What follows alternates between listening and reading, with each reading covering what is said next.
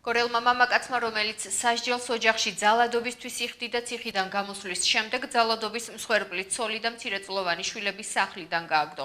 აღნიშნულ ქმედებას თანასოფლელების პროტესტი მოჰყვა, მათ სოფელში პოლიცია გამოიძახეს და რეაგირება მოითხოვეს. სამართალდამცველების რეაგირება შემაკავებელი ორდერით და შვილებთან ერთად ქალის თავშესაფარში გადაყვანით შემოიფარგლა. იმ სახლში ცხოვრება, საიდანაც ცოლ-შვილი გააგდო, მოძალადე მამაკაცი ახლა პირველ მეუღლესთან ერთად აგრძელებს. 32 წლის ქალი ორ მცირეწლოვან შვილთან ერთად ქმარმა ქუჩაში გააგდო. ამის მიზეზად კი უთხრა, რომ პირველ ცოლს შეურიგდა და მასთან ცხოვრების სურვილი აღარ ჰქონდა. ფაქტის შესახებ დიას ოჯახის მეზობლებმა აცნობებს, რომლებმაც მომხდარი გააპროტესტეს და პოლიცია გამოიძახეს.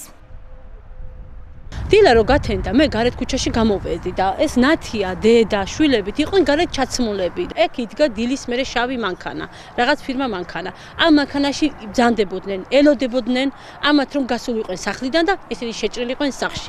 სახლში შესვლა, სუნკების და პარკების გადმოყრა ერთი იყო. ვიცი, მაგ ბავშვების წოდვით მთელი სოფელი ცოდონი არ არიან. 65 წლის მამაკაცი, რომელმაც 33 წლით უმცროს ცოლსა და შვილებს კარი ჩაუკეტა, ციხიდან ახლახანს გამოვიდა.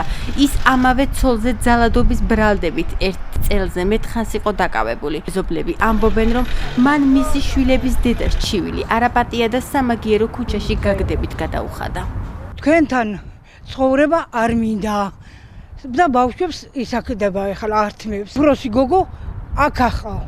არ მოდი ჩვენთან. ეგვამს სუდაში ის იყო მთლიანად მთელი თავი დაშავებული ქონდა ყველაფერი. აი როგორ ციხლი გინდა ცუდად გახდა, აქცია ყელში უჭერდა.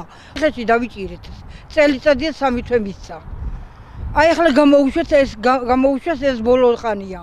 პოლიციამ მოძალადე მამაკაცის სახელზე შემაკავებელი ორდერი დაწერა. ქალი კი შვილებთან ერთად თავშესაფარში გადაიყვანეს. მას ერთადერთი გზა აქვს დაიწყოს სამართლებრივი დავა და მოითხოვოს სახლის წილი, საიდანაც ის შვილებთან ერთად მოტყუებით გამოიყვანეს და პირადი ნივთები ფანჯრიდან გადმოუყარეს.